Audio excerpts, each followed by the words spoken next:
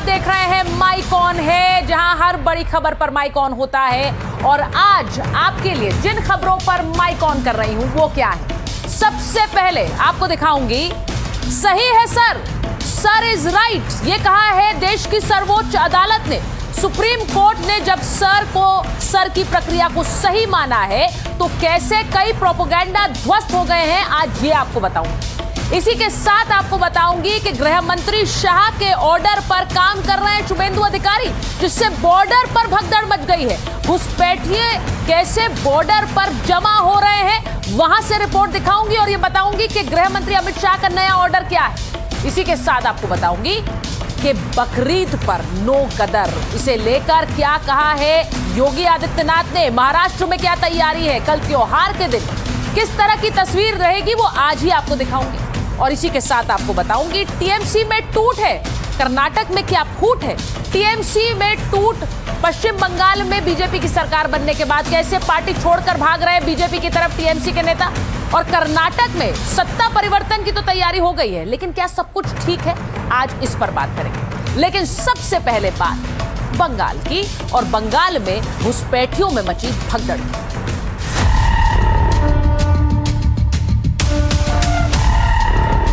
घुसपैठियों को शुभेंदु अधिकारी की दो टूक। देश के रुपया में खाना खाएगा, कपड़ा देगा, मेडिसिन देगा, एक दामाद है ये, जल्दी जल्दी भागो। बॉर्डर पर घुसपैठियों में मची भगदड़।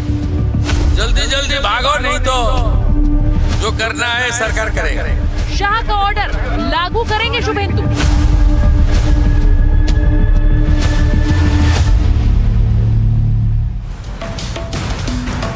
आज शुरुआत दो बड़ी खबरों से कर रही हूं। आज सबसे बड़ी खबर यह आई कि एसआईआर की प्रक्रिया यानी कि वोटर लिस्ट रिवीजन को लेकर जो प्रक्रिया थी उस पर सुप्रीम कोर्ट ने मुहर लगा दी। कहा कि इसमें किसी तरह का संवैधानिक उल्लंघन नहीं हुआ, यह प्रक्रिया सही थी।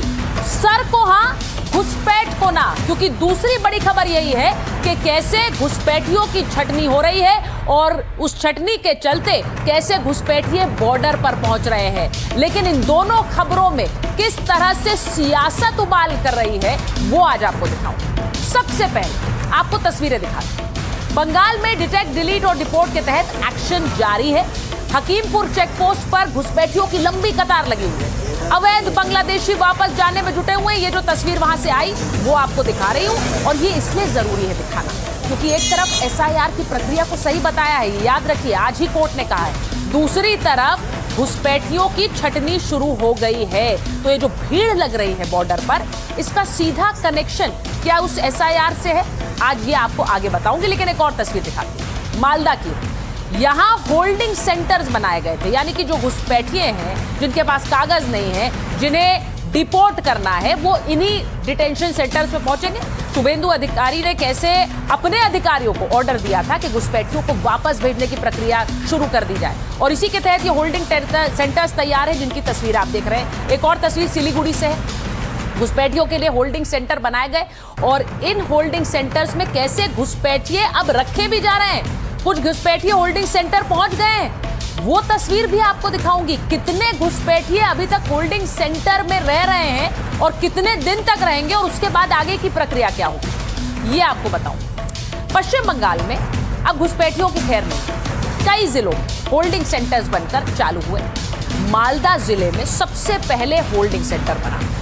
होल्डिंग सेंटर्स में 9 संदिग्ध घुसपैठियों को रखा गया है। मुर्शिदाबाद के बाद के लाल गोला में होल्डिंग सेंटर्स चालू कर दिए गए।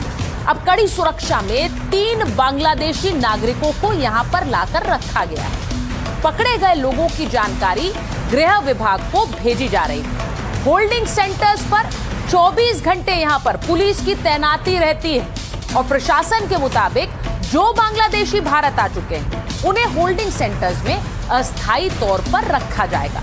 अगर वैध दस्तावेज पेश करने में वो विफल रहते हैं, कानूनी तौर पर आगे की कार्रवाई की जाएगी। यानी एक और मौका उन्हें अभी दिया जा रहा है। प्रक्रिया को पूरा होने में 30 दिन का समय लगेगा। तो ये बड़ा काम जो मैं आपको बता रही हूं, होल्डिंग सेंटर्स में घुसपैठिए पहुंच चुके हैं, उसके बारे में आपको बता रही हूं। अब हालात यह है कि सीएए वेरिफिकेशन सेंटर पर भीड़ लग गई।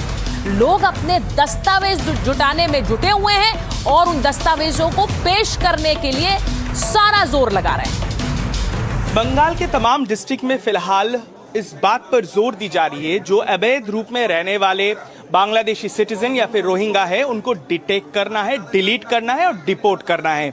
और मुख्यमंत्री शुभेंदु अधिकारी का निर्देश है कि जगह जगह सीए के दायरे में जो लोग हैं उनको बख्शा जाएगा। तो इसके चलते हम जिस तरीके से देख रहे हैं कि तमाम बॉर्डरिंग डिस्ट्रिक्ट में इस तरीके से कतारों में लंबी भीड़ हो रही है। जो लोग सालों से इस बार आ चुके हैं बांग्लादेश से होकर और घर बार छोड़कर, वो यहाँ पर रुक कर रहे हैं क्योंकि ये एहतियातन समझ रहे हैं कि सीए का सर्टिफिकेट लाजमी हो गया है। यहाँ पर जो लोग हैं इनमें से ज्यादातर लोग इस बार वोटिंग के दौरान जो है इसमें भागीदारी नहीं कर पाए थे क्योंकि वो नागरिक नहीं थे। लेकिन इस वक्त मौजूदा हालात को मद्देनजर रखते हुए वो बखूबी समझ रहे हैं कि ये सिटीजनशिप सर्टिफिकेट को उनके पास रहना बहुत ही लाजमी हो चुका है, बहुत ही ज़रूरत है।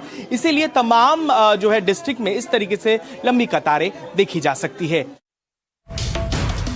गृह मंत्री अमित शाह ने घुसपैठ के खिलाफ मिशन ऑन कर दिया है। सोशल मीडिया पर ट्वीट कर घुसपैठ को भविष्य के लिए बहुत बड़ी चुनौती बताया, जिसकी वजह से डेमोग्राफी चेंज जैसी गंभीर समस्याएं खड़ी हो रही हैं। तो ये उनका ट्वीट आया, उनका पोस्ट आया। आपको बताऊं कि घुसपैठियों को देश से बाहर खदेड़ने की उल्टी गिनती शुरू हो गई। डेमोग्राफिक चेंज की समस्या पर अब सरकार की नजर जनसंख्या में जो असामान्य बदलाव हो रहे हैं उनकी समीक्षा होगी। अब एक high level committee on demographic change का गठन किया गया है। अब वो क्या है? कमिटी ऑन डेमोग्राफिक चेंज में 6 सदस्य होंगे।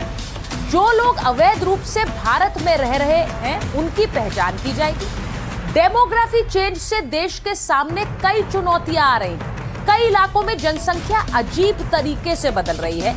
अब अजीब तरीके से मैं क्यों कह रही हूं? क्योंकि आमतौर पर जन्म और मृत्यु दर बढ़ने से जनसंख्या में एक बदलाव होता है, वो स्वाभाविक होता है। लेकिन भारत में जो डेमोग्राफी बदल रही है उसके अलग अलग कारण।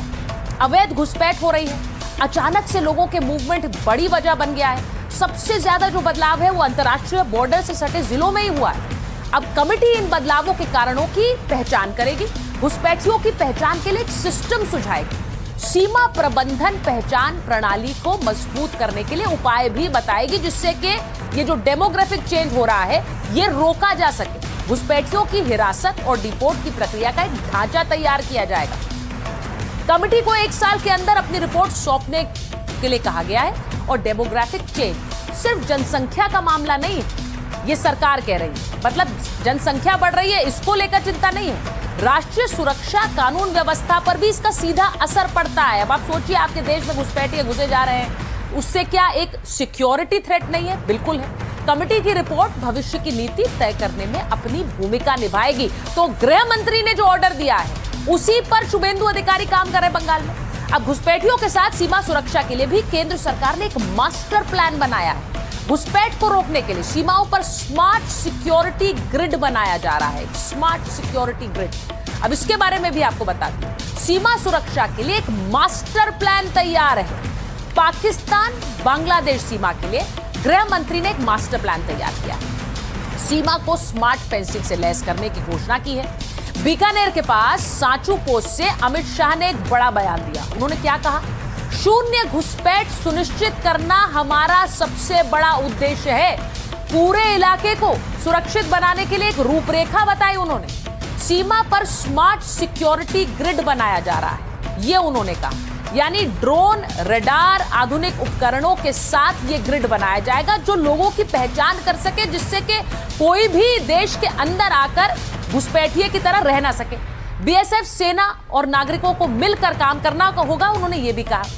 ये ग्रिड सीमा को पूरी तरह से एक अभेद्य किले बनाने का काम करेगा। सीमा की सुरक्षा अलग काम नहीं है, एक क्षेत्रीय जिम्मेदारी है। तो उन्होंने ये जिम्मेदारी सबके लिए सौंपी है। सिर्फ वहां पर अलग से काम हो घुसपैठियों को सुनिश्चित करने का, ये नहीं है। एक नागरिक की भी जिम्मेदारी है कि वो सुनिश्चित करे कि कोई घुसपैठिया नहीं आ रहा है। सीमा पर ड्यूटी के साथ ही बीएसएफ को एक्टिव रहना होगा। अवैध तस्करी और घुसपैठ पर भी नजर रखनी होगी।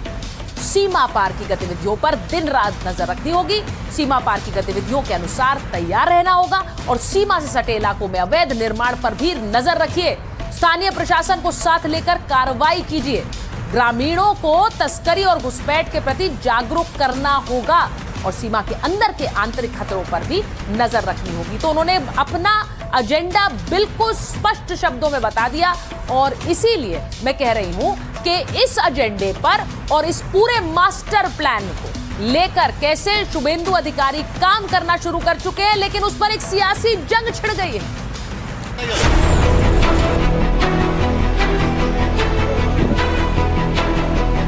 अरे ये लोग चला जाना चाहिए। देश के रुपया में खाना खाएगा, कपड़ा देगा, मेडिसिन देगा। एक दामाद है ये लोग, जल्दी जल्दी भागो। बंगाल में शुभेंदु सरकार बनते ही घुसपैठियों का काउंटडाउन शुरू हो गया है। कल तक जो अवैध बांग्लादेशी भारतीय पहचान पत्र बनवाकर बंगाल के अलग अलग कोनों में रह रहे थे, अब वो बोरिया बिस्तर लेकर बांग्लादेश बॉर्डर पर इकट्ठा हो रहे हैं, क्योंकि शुभेंदु सरकार ने साफ कर दिया है कि या तो अपनी पहचान के लिए वैध दस्तावेज दो या होल्डिंग सेंटर जाने के लिए तैयार रहो। अरे ये लोग चला जाना चाहिए, लेकिन ये लोग को पुलिस को हम लोग बता दिया जेल में भेजने का जरूरत नहीं है। देश के रुपया में खाना खाएगा, कपड़ा देगा, मेडिसिन देगा। एक दामाद है ये लोग, जल्दी जल्दी भागो, जल्दी जल्दी भागो, नहीं तो जो करना है सरकार करेगा। सत्ता संभालते ही शुभेंदु ने घुसपैठियों के खिलाफ एक्शन शुरू कर दिया था। नई डिटेक्ट, डिलीट और डिपोर्ट पॉलिसी बनाकर साफ कर दिया था कि अब सरकारी खर्चे पर रहने वाले घुसपैठिए बंगाल में ज्यादा दिन तक टिक नहीं पाएंगे। और अब बंगाल सरकार में मंत्री दिलीप घोष इसी बहाने ममता सरकार को घेर रहे हैं। ये तो पहले होना चाहिए था। बांग्लादेशी क्यों यहाँ रहेंगे? केंद्र सरकार की दिया हुआ सारे सुविधाओं की सुविधा ले रहे हैं, गरीब कल्याण योजनाओं का सुविधा ले रहे हैं। अपने आप अपना देश चले जाए तो अच्छी बात है। जितना दिन कमाया खाया शुक्रिया उसके लिए, और नहीं तो फिर सरकार को अपना काम करना पड़ेगा। शुभेंदु सरकार में मंत्री अग्निमित्रा पॉल का आरोप है कि पिछली सरकारों ने घुसपैठियों को प्रोत्साहित किया। ये लोग हमारे देश के नहीं हैं, फिर भी सियासी संरक्षण की वजह से भारत के संसाधनों का इस्तेमाल कर रहे थे। हम लोग दया करके पुलिस में नहीं दे रहे, क्योंकि हम लोग नहीं चाहते कि फिर से हमारा देश का पानी, कपड़ा, लाइट, अनाज खत्म हो। हम लोग आइडेंटिफाई करें और बॉर्डर में बॉर्डर सिक्योरिटी फोर्स का हाथ में दे दें। हालांकि घुसपैठियों पर इस एक्शन से कांग्रेस को टेंशन हो रही है। कांग्रेस नेता हुसैन दलवाई शुभेंदु अधिकारी को ही घेर रहे हैं, कह रहे हैं कि शुभेंदु टीएमसी से ही बीजेपी में आए हैं और फिर हिंदुत्व के समर्थक बन गए। आरोप लगा रहे हैं कि शुभेंदु सरकार का गठन भी निष्पक्ष तरीके से नहीं हुआ है। ऐसा मैं ये नहीं कहूँगा कि घुसपैठ लोगों को ऐसे छोड़ो, जो सही माने में बाहर से आए हुए उनको भेज दो ना, लेकिन यहाँ के लोगों को मत तकलीफ दो। सियासत से इतर बंगाल में घुसपैठियों में टेंशन है, क्योंकि अगर वैध दस्तावेज नहीं दिखा पाए तो पहले तो होल्डिंग सेंटर जाना होगा और फिर बांग्लादेश। जैसे बंगाल में विपक्ष घुसपैठियों पर हो रहे एक्शन पर सवाल उठा रहा है, वैसे ही जिस एसआईआर पर विपक्ष लगातार सवाल उठाता रहा, उसको लेकर आज सुप्रीम कोर्ट ने बहुत बड़ा फैसला दिया। साफ है कि चुनाव आयोग को एसआईआर कराने का अधिकार है और उस प्रक्रिया को सही तरीके से किया भी गया। अब आपको बताती हूं कि एसआईआर पर सुप्रीम कोर्ट ने क्या कहा है। सुप्रीम कोर्ट ने एसआईआर की प्रक्रिया को वैध और संवैधानिक बताया है। एसआईआर की प्रक्रिया में कोई खामी नहीं है, यह कहा सुप्रीम कोर्ट ने। एसआईआर मनमाना नहीं है। जस्टिस सूर्यकांत की बेंच, आपको बताऊं, उन्होंने कहा चीफ जस्टिस ने कि एसआईआर पर कोई रोक नहीं लगाई जा सकती। इलेक्शन कमीशन ने यह प्रक्रिया संवैधानिक अधिकारों के तहत की है। बहुत बड़ी बात थी है, क्योंकि इसी को लेकर बार बार आरोप लगाए गए थे कि असंवैधानिक तरीकों से इस प्रक्रिया का पालन हो रहा है। तो कोर्ट ने क्या कहा कि संवैधानिक अधिकारों के तहत ही किया गया काम। वोटर लिस्ट से नाम हटाने में नियमों का पालन किया गया, लोगों को नोटिस देने और अपनी बात रखने का मौका भी मिला है। किसी कानूनी या संवैधानिक नियम का उल्लंघन नहीं हुआ है, यह कोर्ट ने कहा।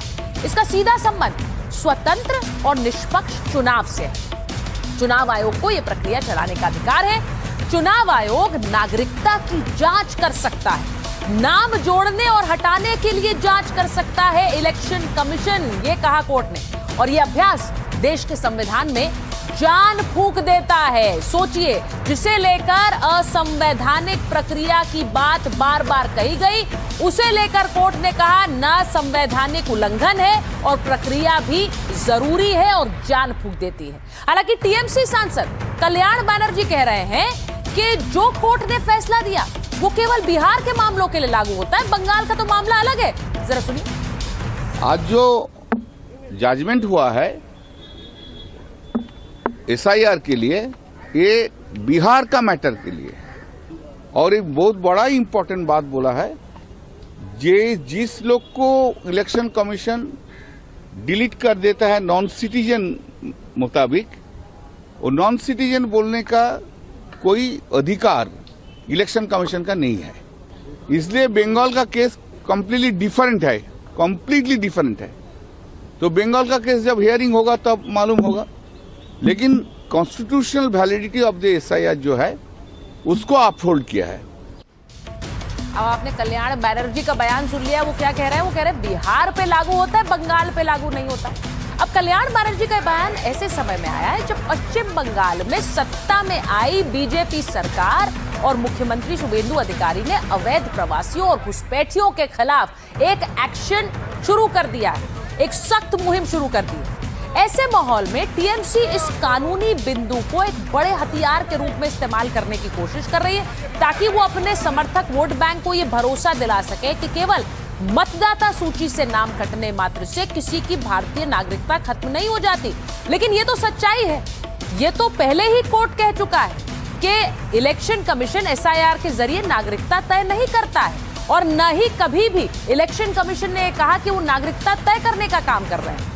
जो भी नाम पेंडिंग है उन नामों को अभी दूसरे चरण में गृह मंत्रालय के आगे रखा जाएगा, यानी एक और चरण है जिसमें यह अभी सिद्ध किया जा सकता है कि वो एसआईआर की प्रक्रिया के तहत डिलीट होंगे या बने रह सकते हैं। अब आपको दिखाती हूं कि जिसे कोर्ट ने आज संवैधानिक कहा उस पर कैसे सवाल उठाए गए थे उस एसआईआर की प्रक्रिया पर। ममता बनर्जी जो कि बंगाल की मुख्यमंत्री थी उस वक्त, वो कह रही थी एसआईआर के जरिए सबका वोट कटेगा, ये एसआईआर नहीं है, एनआरसी लागू करने की कोशिश है। तो ये कहा था ममता बनर्जी ने। राहुल गांधी कांग्रेस के नेता प्रतिपक्ष कह रहे थे कि एसआईआर संविधान के खिलाफ है, बड़े पैमाने पर वोट चोरी हुई, ये उन्होंने कहा था। और उन्होंने कहा संविधान के खिलाफ। कोर्ट ने क्या कहा?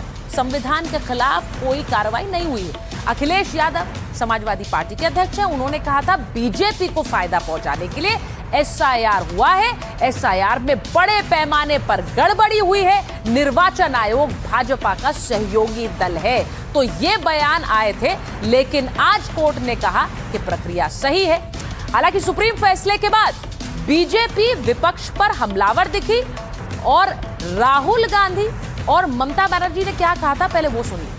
जो आपके साथ एसआईआर में हुआ, जो आपके नाम काटे गए, वो संविधान के खिलाफ काम था। आप घबराइए मत। जिन जिन के नाम गलत काटे गए हैं, कांग्रेस पार्टी की सरकार आएगी, जिनके काटे गए हैं, जिनके गलत काटे गए हैं नाम, उनको हम फिर से वोटर बनाएंगे।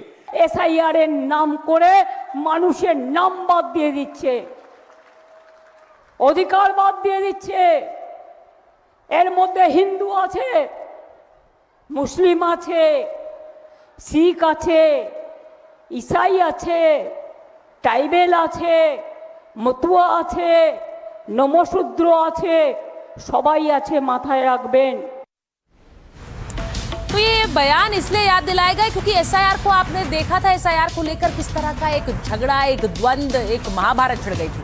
आज सुप्रीम कोर्ट का फैसला आया तो बीजेपी के सांसद सुधांशु त्रिवेदी आए और उन्होंने विपक्ष पर बड़ा हमला बोला। न्यायालय ने यह कहा है कि एसआईआर के माध्यम से जिस उद्देश्य को प्राप्त करने की कोशिश की जा रही थी, उसका स्वतंत्र और निष्पक्ष चुनाव सुनिश्चित करने के संवैधानिक लक्ष्य के साथ सीधा संबंध है।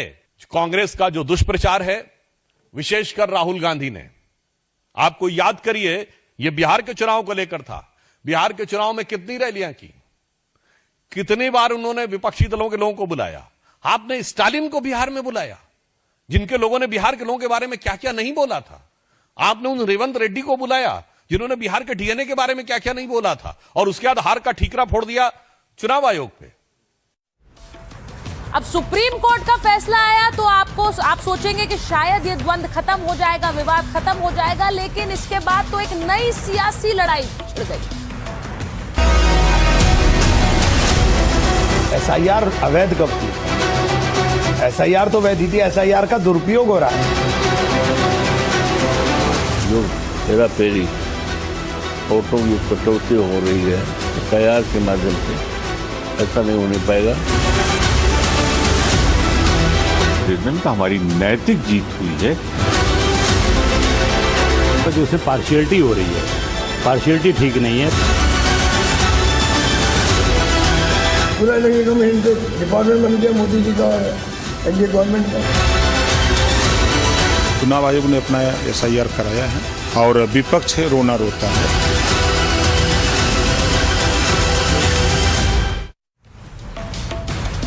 और अब बात करेंगे आज की एक और बड़ी खबर की। बकरीद के त्योहार के पहले देश के अलग अलग हिस्सों में विवाद की खबरें आई। अब यूपी में योगी एक्शन मोड में हैं, उधर महाराष्ट्र में देवेंद्र फडणवीस ने एक ऑर्डर जारी किया है। आपको दिखाती हूं कि किस तरह से UP to Bengal to Maharashtra to Delhi alert पर है पुलिस। अब सबसे पहले आपको एक तस्वीर दिखाती हूं, वाराणसी की ये तस्वीर आपको दिखाई है। वाराणसी में गड़बड़ी फैलाने वालों पर पैनी नजर रखी जाएगी। ये देखिए किस तरह से पुलिस ने फ्लैग मार्च किया। कल बकरीद का त्योहार है और उससे पहले ये तस्वीर आई है, फुल दिखाई, उससे पहले ये तस्वीर आई। ये वाराणसी की तस्वीर है, आप दूर तक देखेंगे पुलिस गश्त करती नजर आ रही है। वाराणसी में कल बकरीद का त्योहार मनाया जाएगा और उससे पहले कोई विवाद ना हो, इसलिए ये तस्वीर। अब मैंने यूपी की तस्वीर आपको दिखाई, अब आपको संभल की तस्वीर दिखाती हूं। संभल में देखिए किस तरह से फ्लैग मार्च हो रहा है और योगी आदित्यनाथ की सरकार में अलग अलग इलाकों में कल बकरीद के त्योहार से पहले किस तरह के ऑर्डर दिए गए पुलिस को, वो भी आगे आपको दिखाऊंगी। ये संभल की तस्वीर है। अब यूपी में आपने देखा, अब यूपी से आपको लेकर चलती हूं मध्य प्रदेश। मध्य प्रदेश की ये तस्वीर देख लीजिए। मध्य प्रदेश में बकरीद से पहले संवेदनशील इलाकों में किस तरह से गश्त कर रही है पुलिस, ये भी आपने देखा। अब आपको महाराष्ट्र के कल्याण की तस्वीर दिखा देती हूं। महाराष्ट्र के कल्याण में ये देखिए,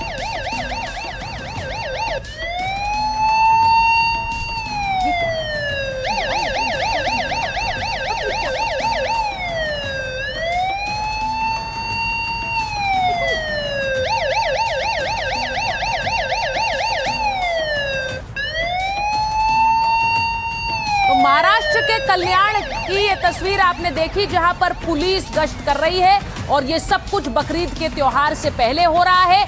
आपको मैंने यूपी की तस्वीर दिखाई, महाराष्ट्र की दिखाई, अब आपको दिल्ली की तस्वीर दिखा देती। दिल्ली में देखिए, दिल्ली में भी कल त्योहार से पहले पुलिस ने फ्लैग मार्च किया है। अलग अलग राज्यों की तस्वीर इसलिए दिखा रही हूं क्योंकि त्योहार है और त्योहार से पहले किसी तरह का कोई विवाद ना हो, इसे सुनिश्चित करने के लिए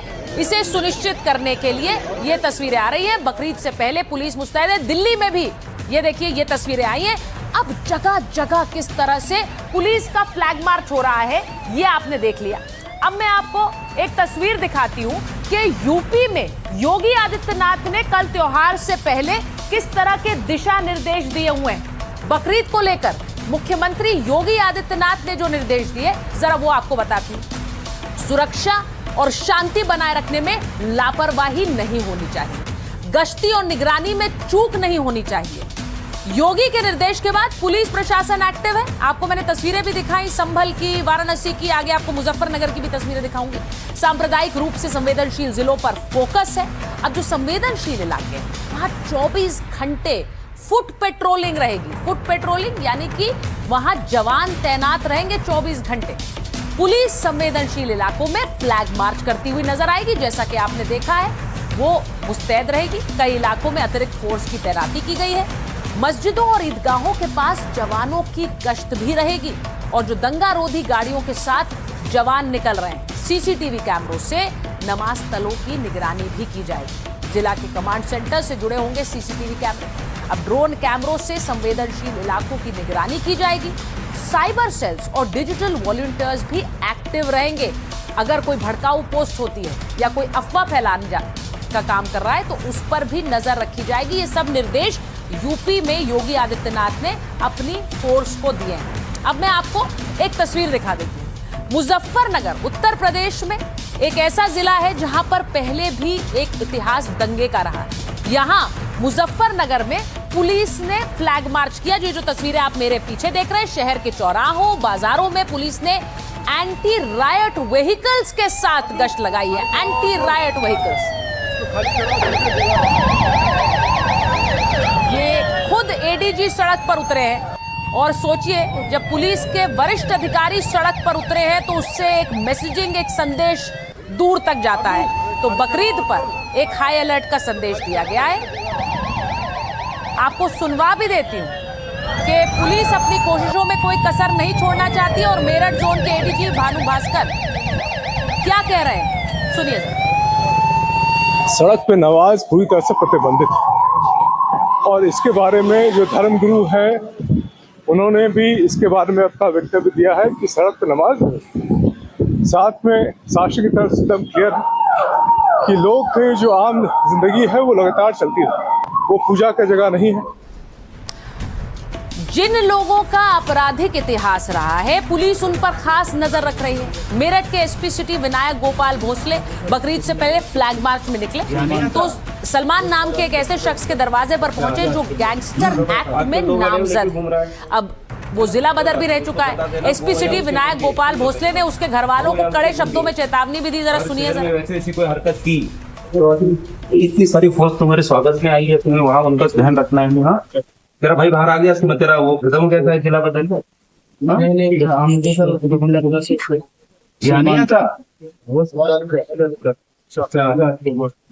आजकल 2 गाड़ियां लेके घूम रहा है ना। कोई बात नहीं, उसको बता देना वो या उसके गुर्गे, सुन लो पहले, वो या उसके गुर्गे अगर शहर में वैसे ऐसी कोई हरकत की और यहाँ पे शांति व्यवस्था, कानून व्यवस्था बिगाड़ने की कोशिश की, ठीक है, तो ऐसी तरतीब से कार्रवाई होगी कि फिर याद रखेंगे, ठीक है। और ये जो गुनाह की ताकत पे जो बना है आलीशान, ठीक है, ये भी संपत्ति कुर्क की जाएगी। अपराधियों के लिए हमारा सख्त मैसेज है। क्या मैसेज है आमिर भाई, ये आप अपने भाई को बता देना। क्या मैसेज है हमारा कि अगर शहर में किसी भी हालत में शांति व्यवस्था, कानून व्यवस्था अगर बिगाड़ने का किसी ने प्रयास किया, खुद किया या किसी और से करवाया, वो कानूनन अपराध के तहत में और गैंगस्टर के तहत में संपत्ति कुर्क तक सब आर्थिक दंड से लेकर लीगल जितने भी प्राविधान है और जिस जिस चीज में आएगा सारी कार्रवाई की जाएगी। तो अभी जिला बदर खत्म होकर जो घूम रहे हैं और 2-2 गाड़ियों का काफिला लेके चल रहे, तो उनको बता देना, ठीक है। और बाकी एक बार बता दिया, दोबारा बताने की जरूरत नौबत नहीं आनी पड़ेगी। अब पुलिस वाले भी किस मुस्तैदी के साथ जाकर लोगों को बता रहे हैं कि भाई किसी तरह की कोई गड़बड़ी नहीं होनी चाहिए। कैमरे भी लगे होते हैं, सारी जानकारी रिकॉर्ड हो रही होती है और फिर वो लोगों के सामने आती है। अब ये एक तरीका भी है लोगों को बताने का, एक वार्निंग देने का कि भाई आप कुछ गलत मत करिएगा। इस तरह पुलिस की मुस्तैदी महाराष्ट्र में भी कम नहीं है। वहां किस तरह की तैयारियां हैं आपको दिखा देती हूँ। महाराष्ट्र में क्या हो रहा है, महाराष्ट्र में police, state reserve police force QRT मुस्तैद है। दंगा नियंत्रण पुलिस को भी अलर्ट पर रखा गया है। जो संवेदनशील सोसाइटीज के बाहर है वहां पुलिस पिकेट्स बनाए गए। आपने देखा पिछले दिनों कैसे सोसाइटीज के अंदर इतने विवाद हो गए, कोई बकरा लेकर आ गया तो कोई वहां पर गाय और सुअर को लेकर विवाद में खड़ा हो गया। कई इलाकों में संदिग्ध गाड़ियों की सघन चेकिंग हो रही, असामाजिक तत्वों को कड़ा संदेश देने की कोशिश हो रही। संवेदनशील इलाकों में पुलिस फोर्स फ्लैग मार्च कर रही। ईदगाहों, बाजारों के आसपास 24 घंटे गश्ती हो रही है। कुर्बानी के नियम तोड़ने वालों पर पुलिस नजर बनाकर रखे। मुंबई पुलिस का साइबर सेल 24 घंटे एक्टिव है। सोशल मीडिया और व्हाट्सएप ग्रुप्स की भी निगरानी हो रही है।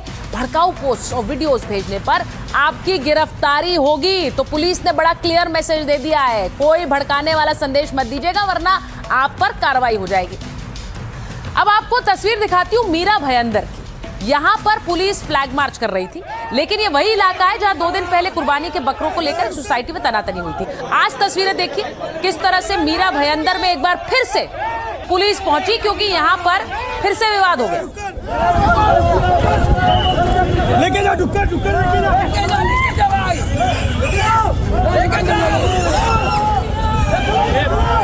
गलत है, ये गलत है।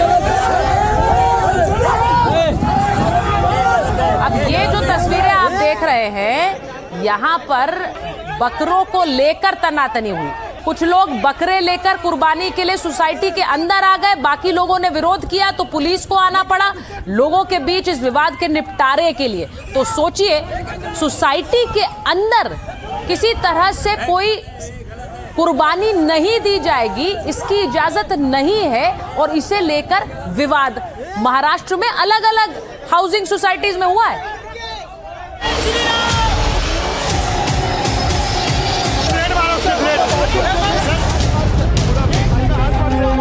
महाराष्ट्र के मीरा रोड में जो हुआ वो अलग अलग हाउसिंग सोसाइटीज में हो रहा है। बकरे को लेकर आर पार दिखाई दे रहा है। मीरा रोड के पूनम क्लस्टर में बकरा शेड बनाने पर विवाद हुआ। गोरेगांव में गोकुल धाम सोसाइटी में बकरा लाने पर जंग छिड़ गई और घाटकोपर में सागर पार्क सोसाइटी में कुर्बानी पर विवाद छिड़ गया। इस सब के बीच बीजेपी नेता किरीट सोमैया ने अलग मोर्चा खोल लिया। वो मीरा रोड पहुंचे और वहां जमकर नारेबाजी हुई। बीजेपी नेता ने यह भी साफ कर दिया कि कोई मनमानी नहीं चलेगी, कानून का पालन करना होगा। महापालिका के अधिकारी को और पुलिस को मैंने स्पष्ट भाषा में कहा है कि ए विंग में परमिशन ने, बी में नहीं, न डी में नहीं, न आई में, यहाँ कुर्बानी नहीं होगी। एक बहुत स्पष्ट बात है।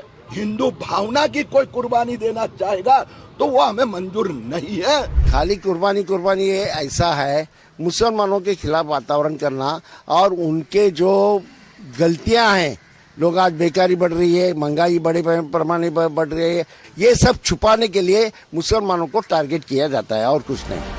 मुंबई की हाउसिंग सोसाइटीज में अब पुलिस की गश्त लग रही है।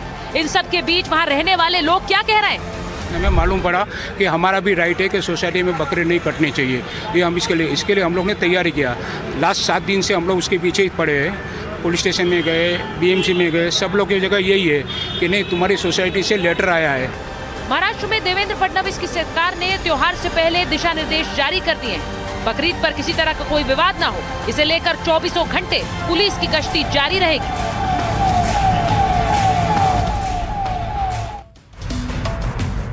कल बकरीद का त्योहार है और उम्मीद कर रहे हैं कि इस त्योहार को अच्छी तरह से देश में मनाया जाए। कोई विवाद की जरूरत त्योहार के दिन नहीं होती है। आगे बढ़ेंगे अगली खबर पर। टीएमसी में टूट है, कर्नाटक में फूट है। आसार दोनों जगह ऐसे ही दिखाई दे रहे हैं, क्योंकि आपको बताऊं कि कैसे ममता बनर्जी के साथ खेल हो रहा है। ममता बनर्जी की पार्टी टूट रही है, सांसद विधायक होड़ लगा रहे हैं बीजेपी में जाने की। उधर कर्नाटक में सत्ता हस्तांतरण हो रहा है, यानी कि सिद्धरमैया से डीके शिव कुमार अब कुर्सी पर बैठने जा रहे हैं। लेकिन क्या सब कुछ ठीक है? क्या वहां पर कोई गुटबाजी तो नहीं है? ऐसी खबरें तो आ रही हैं। आज आपको दोनों खबर आपको बताती हूं। ममता बनर्जी को लेकर ममता की पार्टी में एक बड़ी टूट के संकेत मिल रहे हैं। ममता बनर्जी की पार्टी में बहुत से नेता टूटकर बीजेपी जाने की होड़ लगाए। चुनाव हार के बाद टीएमसी में एक बड़ी टूट के आसार दिख रहे हैं। अब बीजेपी सांसद सौमित्र खान ने उसका दावा भी किया। वो क्या कह रहे हैं? वो कह रहे हैं कि टीएमसी के 20 सांसद तो बीजेपी के संपर्क में, वो यहां आना चाहते हैं, बीजेपी में शामिल होना चाहते हैं। वो ये कह रहे हैं कि ममता की पार्टी के 50 विधायक भी टूट के लिए तैयार हैं। अब ममता के बागियों के बीजेपी की मंजूरी का इंतजार है, यानी बीजेपी एक हामी भरेगी, बीजेपी ग्रीन सिग्नल देगी तो ये सारे के सारे बीजेपी में शामिल हो जाएंगे। अब बीजेपी को केंद्रीय नेतृत्व कह दे तो वो पाला बदल लेंगे। टीएमसी के कई नेता ममता को बागी तेवर भी दिखा रहे हैं। सांसद काकोली दस्तदेर ने पार्टी के सारे पद छोड़ दिए थे, ये 2 दिन पहले की खबर है। अब टीएमसी महिला विंग की राष्ट्रीय अध्यक्ष थी काकोली और 6 पार्टी विधायकों के साथ शुभेंदु की बैठक में गई थी। पहले टीएमसी के नेता ऐसी बैठक में शामिल नहीं होते थे। अब टीएमसी के कई विधायक पार्टी के कार्यक्रमों से दूर हो गए हैं। पिछले हफ्ते शुभेंदु के खिलाफ टीएमसी ने प्रदर्शन किया और प्रदर्शन में टीएमसी के 80 में से 36 विधायक शामिल हुए। नगर पालिकाओं में भी 100 पार्षद इस्तीफा दे चुके हैं। फिरहाद हाकिम कोलकाता मेयर का पद छोड़ेंगे, ये भी कहा जा रहा है। हालांकि ये भी कहा जा रहा है कि वो पद इसलिए छोड़ रहे हैं क्योंकि अब सत्ता में पार्टी नहीं है और ऐसे में लगातार वो काम भी नहीं कर पा रहे हैं। लेकिन आपको यह बताऊं कि टीएमसी को लेकर बीजेपी के सांसद सौमित्र खान ने जो बड़ा दावा किया है, उसके बाद हड़कंप मचा हुआ है टीएमसी में जो बचे कुचे नेता हैं उनको लेकर। बोल रहा हूँ, हमारा पार्टी का केंद्रीय नेतृत्व सेंट्रल, हमारा लीडरशिप और हमारा स्टेट का शुभेंदु अधिकारी जी और हमारा शोभिक दास जी, ये दोनों ने कभी निर्देश देंगे तो बहुत सारे सांसद विधायक आने के लिए तैयार हैं। लेकिन पार्टी का निर्णायक, पार्टी जो निर्देश देगा वही होगा। पार्टी का डिसीजन सबसे बड़ा डिसीजन है। अभी बहुत सारे सांसद, बहुत सारे विधायक हम लोग का साथ संपर्क में है। अब बीजेपी सांसद सौमित्र खान के दावों के मुताबिक टीएमसी के 80 में से 50 विधायक बीजेपी के संपर्क में हैं। 29 सांसदों में से 20 सांसद बीजेपी में आना चाहते हैं। बस आला कमान का इंतजार है कि कब वो हाँ कहेंगे, यानी कि केंद्रीय नेतृत्व अगर इसे हामी देता है तो क्या टीएमसी खाली हो जाएगी? टीएमसी के सांसद विधायक सब पाला बदल लेंगे तो पार्टी का क्या होगा? बीजेपी नेता टीएमसी पर निशाना साध रहे हैं। वो जिस ढंग से ताश के पत्ते का महल होता है, टीएमसी उसी ढंग से महल टोटल ध्वस्त हो गया, क्योंकि भय से पार्टी नहीं चलता, भरोसे से पार्टी चलता। तृणमूल पार्टी पूरा टूट फूट होकर समाप्त हो जाएगा, कोई नहीं रहेगा। ममता अभिषेक बनर्जी रहती है फलता में कि रिजल्ट अब क्या देखा, फलता असेंबली में। तृणमूल कांग्रेस 15 साल का शासक फोर्थ हुआ, फोर्थ। जमानत नहीं बचा, जो जमानत नहीं बचा पाया 7 लाख वोटों से। इसीलिए मैं बोल रहा हूं, ममता बनर्जी छोड़ के कोई नहीं तृणमूल में रह जाएगा। तो ये तो बात आपने कर ली, देख ली टीएमसी की और पश्चिम बंगाल की, लेकिन क्या कर्नाटक में भी एक खेल बाकी है? कर्नाटक में एक नया नाटक हो रहा है क्या? कर्नाटक की राजनीति में बड़े उलटफेर के संकेत मिल रहे हैं। लीडरशिप चेंज पर कर्नाटक कांग्रेस में खींचतान आपने देखी पिछले 2 दिन से, क्योंकि नेता दिल्ली आए थे, राहुल गांधी से मिल रहे थे। सिद्धरमैया ने इस्तीफे की बात पर अभी तक चुप्पी साधी हुई। इस्तीफे के बारे में पूछने पर उन्होंने कहा मैं कल बोलूंगा। अब सिद्धरमैया की चुप्पी को लेकर सवाल उठ रहे हैं। आप जानते हैं कि कर्नाटक में एक सत्ता हस्तांतरण होना है, सिद्धरमैया से अब कुर्सी डीके शिव कुमार के पास जानी है, लेकिन इसे लेकर अभी तक सिद्धरमैया कुछ कह नहीं रहे हैं। सिद्धरमैया सीएम की कुर्सी छोड़ेंगे या बगावत करेंगे, ऐसा लोग सवाल पूछ रहे हैं। अगर बागी हुए तो कर्नाटक में सरकार क्या गिर सकती है? हालांकि संकेत ये मिल रहे हैं कि सिद्धरमैया ना राज्यसभा जाना चाहते हैं, ना वो पार्टी के दिए हुए ऑफर से खुश हैं। लेकिन अगर वो बगावत किए बिना भी कुर्सी से हटते हैं तो क्या कर्नाटक की सरकार उसी तरह से सुरक्षित रहेगी? क्योंकि सिद्धरमैया की नाखुशी, यानी कि उनका खुश ना होना, बाकी नेताओं पर भी असर डालेगा। 3 दिन पहले करीबियों के साथ बड़ी बैठक की थी। करीबियों ने सिद्धरमैया से कहा था कि हम आपके साथ हैं, हम आपका साथ दे रहेंगे। सिद्धरमैया को करीबियों की सलाह थी कि आप चुप मत रहिए, अपनी बात रखिए। तो क्या बात रखेंगे, उसका इंतजार है कि कल कर्नाटक की इस पूरे सत्ता हस्तांतरण में क्या नया मोड़ आएगा, वो कल आपको बताऊंगी। आज के लिए माइक ऑन है में फिलहाल इतना ही, लेकिन कल आपके साथ मुलाकात होगी कुछ और खबरों के साथ।